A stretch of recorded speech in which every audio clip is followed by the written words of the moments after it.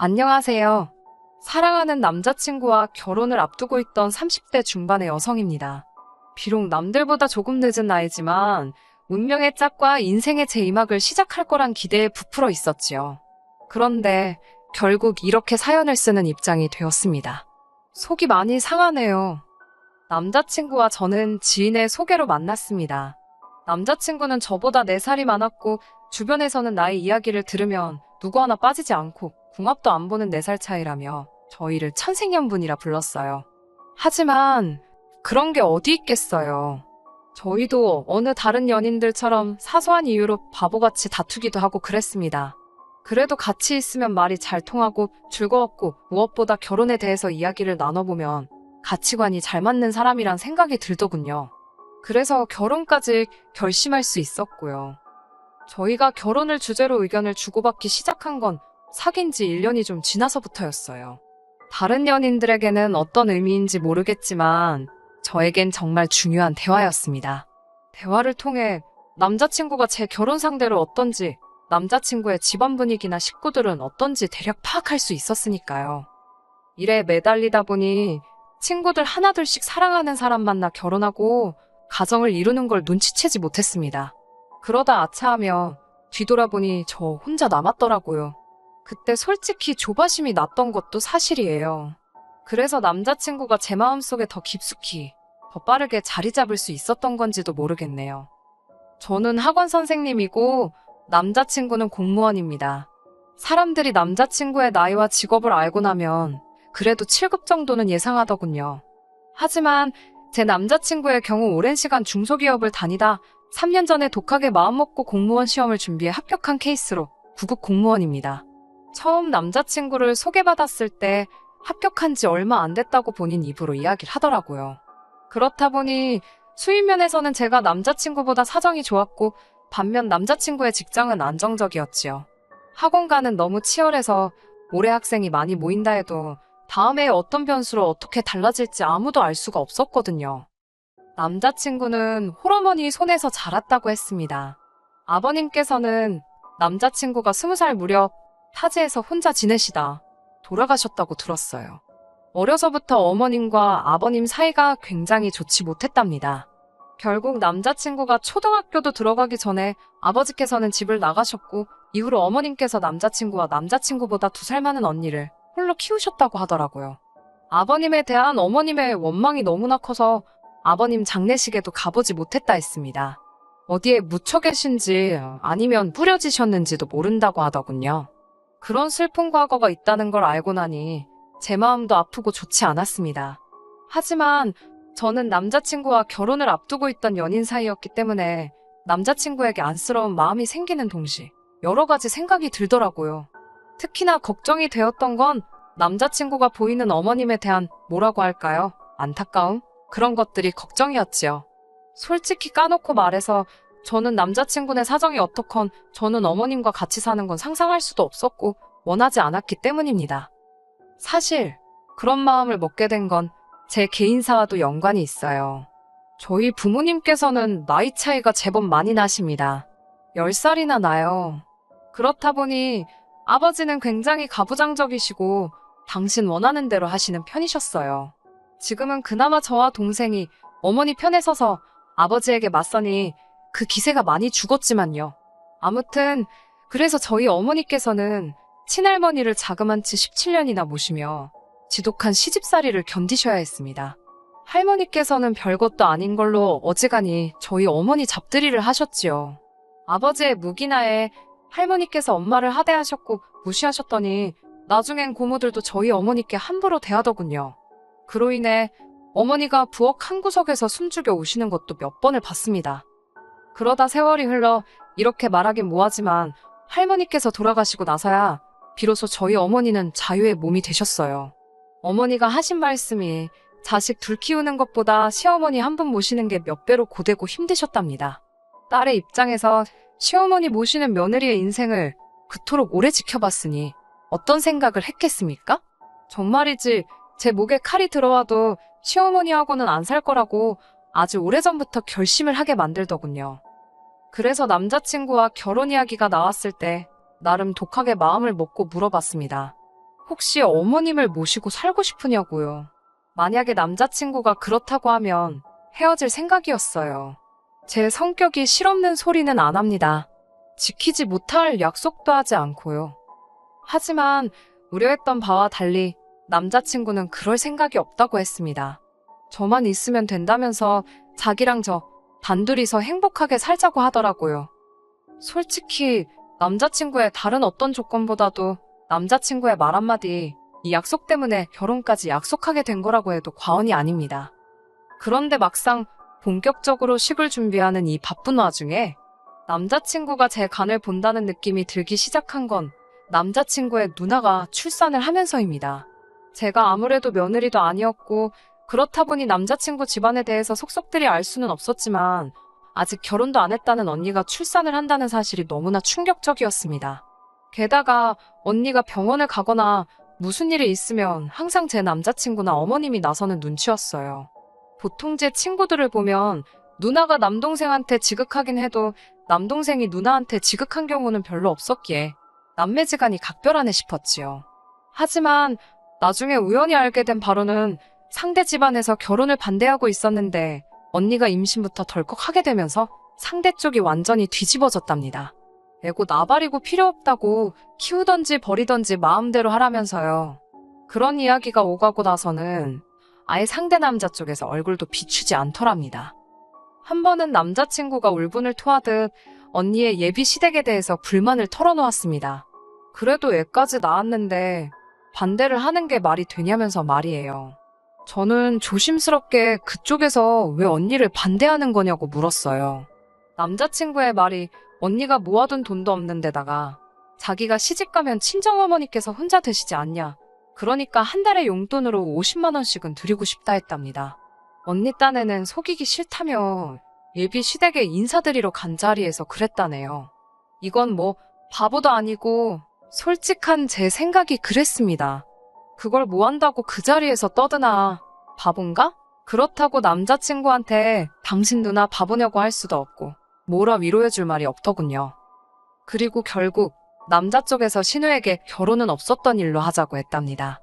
일단에 유전자 검사부터 하고 그 남자 집안 아이가 맞으면 양육비는 주겠다고 했다면서요. 언니가 직접 저한테 전화를 걸거나 제가 언니가 우는 모습을 본 건 아니지만 그 속이 말이 아니겠다 싶었습니다. 하지만 더 큰 문제는 제 남자친구였어요.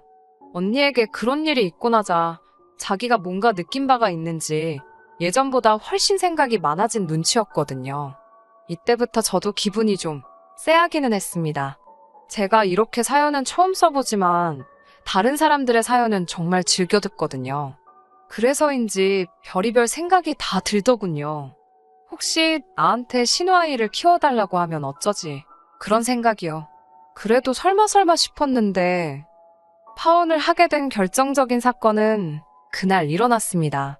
남자친구가 며칠 전부터 조카가 너무 귀엽다며 조카 보러 자기 집에 놀러 오라고 어지간히 저를 졸라대더라고요. 하지만 중고등학생들 시험 기간이라서 도무지 시간을 낼 수가 없었기에 근 2주 만에 집에 가볼 수 있었지요. 남자친구는 약간은 어설픈 자세로 아이를 안고 있었습니다. 어머님은 외출 중이시고 언니는 작은 방에서 자고 있다면서 저더러도 한번 안아보라고 하더군요. 저는 괜찮다고 거절했습니다. 아이가 너무 작아서 잘못 안기라도 하면 큰일 날 것 같았거든요. 아이가 귀여워서 요리조리 살피고 있는데 남자친구가 저에게 귀엽냐고 묻더라고요. 그래서 너무 귀엽다고 하니까 우리도 빨리 아이를 가지면 좋겠답니다. 솔직히 이 말을 듣고는 약간 의아했지만 크게 의미를 두지는 않고 그러게 하고 넘겼습니다. 남자친구는 곧이어 그러면 올해 말에 결혼하고 내년에 애 갖고 혼잣말처럼 중얼거리더니 내가 한 3, 4살쯤 되면 우리 엄마랑 같이 살까? 그러는 거예요. 저는 순간 우리 엄마 누구? 싶다가 어머님을 말하는 거냐고 물었습니다. 갑자기 그게 무슨 소리냐고도 물었지요. 그러자 남자친구는 저를 바라보면서 자기가 누나의 임신부터 출산까지 그리고 지금까지도 옆에서 바라보면서 많은 걸 느꼈답니다. 어머님이 누나와 자기를 낳으면서 얼마나 고생하셨을지 게다가 혼자서 누나와 자기를 키우신 걸 생각하니까 마음이 너무 안 좋답니다. 그런 어머니를 나 몰라라 하고 산 자기 자신이 너무 밉다면서 자기가 자리를 잡으면 그동안 받은 사랑을 돌려드리고 싶다나요?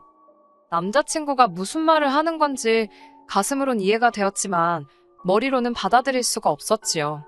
어머님이 고생을 많이 하신 건 맞지만 저희 부모님이라고 고생 안 하시고 저를 이만큼 키워주신 건 절대 아니거든요. 저는 미안하지만 그렇게는 못한다고 못 모시고 산다고 했습니다. 그러자 남자친구는 자기 어머니가 저를 불편하게 하실 분이 아니랍니다. 오히려 저희가 아이를 갖게 되면 아이도 봐주실 거고 반찬도 해주실 거고 정말 잘해주실 거래요. 저는 남자친구가 알아듣게끔 설명을 했습니다. 잘해주시고 못해주시고의 문제가 아니라 시어머니랑 같이 산다는 사실 자체가 불편해서 싫다고요. 남자친구는 살아보지도 않고 왜 그렇게 단정을 짓는 거냐면서 일단 살아보고 서로 너무 안 맞는다 싶으면 그때 따로 살면 되지 않냐입니다. 남자친구와 제 사이에는 몇 분간 어색한 정적이 흘렀습니다. 그러다 제가 먼저 말을 꺼냈어요. 그러면 우리 부모님도 같이 모시자고요.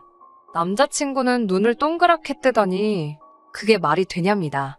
그래서 안 될 게 뭐가 있냐고. 우리 부모님이 아파트 파시고 오빠랑 나랑 결혼할 때 쓰려고 모아둔 돈 보태고 어머님이 이 집 파시고 다 긁어 모아서 아파트 큰 거나 주택 사자고 거기서 다 같이 살면 되겠다고 아무렇지도 않다는 듯 말을 이어갔습니다. 남자친구는 황당한 표정으로 그러면 자기 누나는 어디 가서 사냐입니다. 그래서 글쎄 그건 모르겠다. 언니도 모아둔 돈 있을까? 하긴 일단 집값이 얼만지 봐야겠다. 집값을 보고 4등분해서 각각 부담하면 될 것 같다고 아주 순수한 마음으로 이야기해줬지요. 남자친구가 지금 자길 매기려는 거냐면서 기분 나쁜 티를 내더군요. 그러더니 기껏 한다는 소리가 왜 4등분을 하냐입니다. 저희 친정부모님은 두 분이고 어머님은 혼자시니 아버님 대신 신우를 쳐주면 되니까 3등분을 하잡니다. 자기 딴에는 논리적이랍시고 떠들어대는 거였지요. 결국 제가 짜증을 숨기지 못하고 쏴붙였습니다. 언니가 당신 키웠어? 아니잖아. 그리고 언니 오면 언니 애는 어떡할 건데?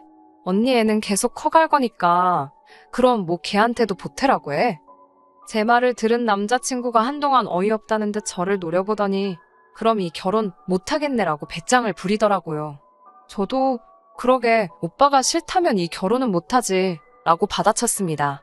이쯤부터는 솔직히 남자친구나 저나 감정이 상할 대로 상한 상태라 말이 좀 세게 나갔어요.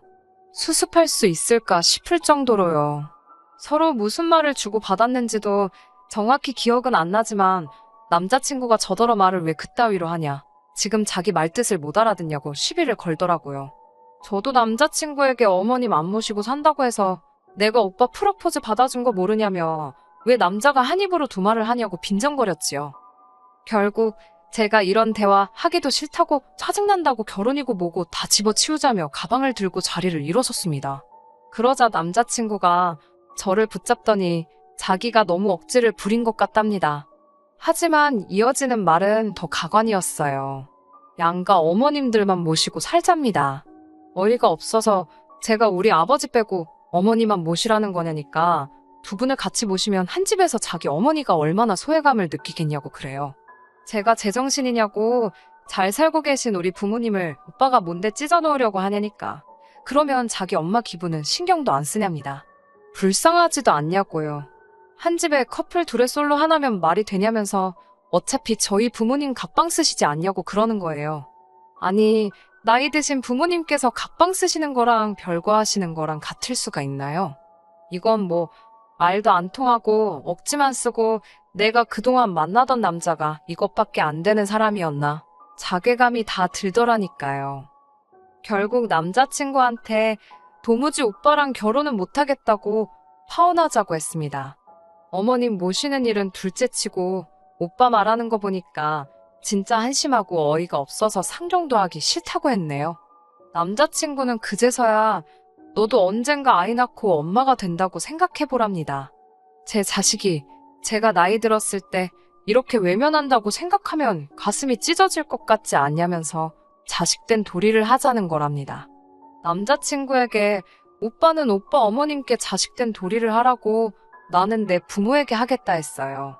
왜 자식된 도리를 당장 오늘부터 할 생각은 안 하고 나랑 결혼하고 자리 잡으면 할 생각을 하냐고도 따졌습니다. 남자친구가 뭐라고 떠들어대는데 듣기도 싫어서 그냥 뒤로 하고 택시 타고 집에 와버렸네요.